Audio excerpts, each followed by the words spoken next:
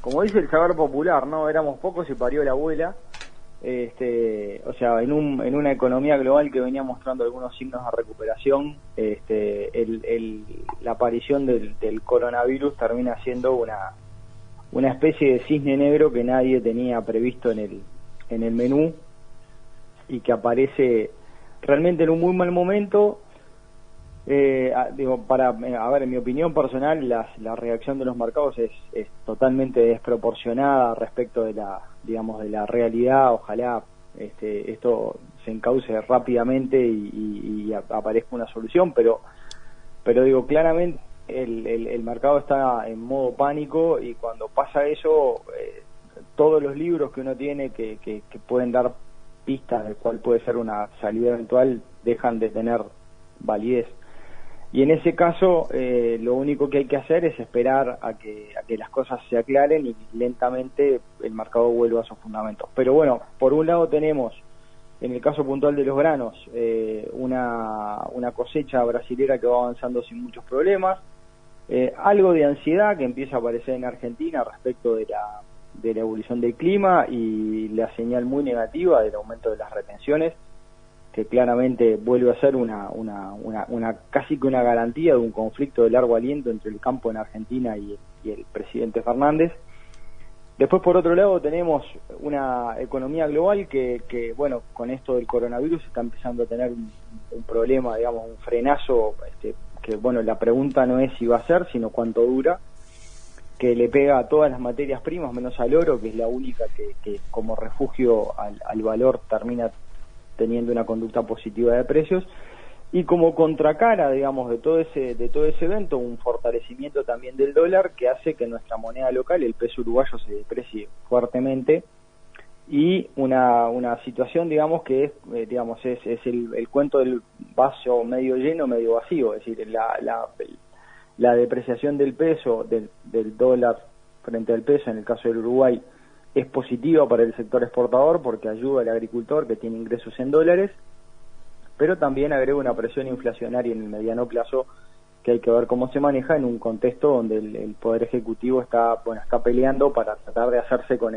el timón y con las riendas de la coyuntura económica, que no es nada sencilla, que se complica por momentos, porque a nosotros no nos conviene que Argentina explote, y hoy la situación de Argentina pasó a ser todavía más precaria de lo que era hasta hace unos días por la disparada del riesgo país y las fuertes dudas que existe sobre la capacidad de repago de la deuda y los escasos avances, digamos, que hay entre el gobierno argentino y los tenedores de bonos.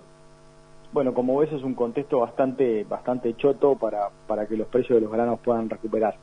La única cosa que se sirve de consuelo en este contexto es que no es lo mismo para el agricultor uruguayo, que tiene algunos costos en pesos, el $330 de soja Chicago a 38, que $310 con un peso a 42, 43. Entonces ahí ese es el único consuelo que hay. Como vos bien decías al inicio, la situación productiva es bastante preocupante. Es decir, estamos todos jugados, todo el Uruguay agrícola está jugado a la intensidad de las lluvias que empiezan ahora.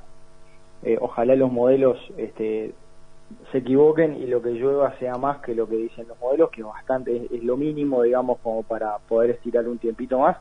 Y bueno, jugados a una generalización de las lluvias para poder recuperar en algo, digamos, el potencial productivo de los cultivos que venían zafando bastante bien hasta mediados de febrero, y que ahora, bueno, la verdad que cuando recorres sobre todo el sur del país, la situación es angustiante. Cultivos que ya se están secando, o sea, la verdad que por resistente que sea la soja a los malos ambientes y a los malos climas, bueno, esto ya está siendo un poquito más de la cuenta, ¿no? Entonces el panorama no es sencillo, ya te digo, estamos en modo pánico, los precios de los granos están todos flojos, no están todavía en un modo en el cual les están soltando la mano para dejarlos caer, pero bueno, el trigo va perdiendo pie semana a semana, aunque a menos ritmo que lo que hizo en los últimos 15 días. La soja apenas aguanta arriba un poquito de los pisos del último año. El maíz aguanta bastante bien después que le pegaron una paliza regular. Entonces, bueno, la situación no es sencilla y lamentablemente mientras no le veamos una luz al final del túnel a la situación del coronavirus, que es lo que está causando el pánico, esto no creo que vaya a cambiar demasiado. Sí, Gonzalo, frente a este escenario el productor es muy prudente y cauteloso, con resistencia a asumir posiciones de venta de una oferta que también se presenta como difícil de proyectar a esta altura. Sí, tal cual. Lo que pasa es que cuando pasan estas cosas, uno siempre se acuerda de las cosas que no hizo y que pudo hacer. Entonces, si bien yo estoy de acuerdo contigo de que los rendimientos de la soja están complicados, digamos, y aún así el porcentaje de venta anticipada que hay es muy poco, es muy bajo, y cuando los precios de Chicago julio estaban casi en los 1.000 puntos, nadie quería vender porque las bases estaban en niveles muy altos y cuando el productor hacía la cuenta le daba 3.15, 3.10, 3.15, 3.20, no mucho más de eso. Y eso, digamos, ¿qué es lo que hace? Te termina convalidando el hecho de que el agricultor nunca lo dejas conforme con el concierto de precios que él necesita. Entonces, él no vendió anticipado, cuando tuvo la oportunidad de vender Chicago alto no lo hizo. ¿Por qué? Porque las bases le parecían inaceptables, bueno, pero por lo menos podía contener una parte del problema, no lo hizo. Y ahora se enfrentan que está, cada semana que pasa se acerca la cosecha, los que le financiaron el cultivo le van a decir, me tenés que pagar, y él se encuentra que Chicago está en el piso, las bases no cambiaron, y encima está complicado el rendimiento. O sea, obviamente nadie vende anticipado más de algo que sea razonable.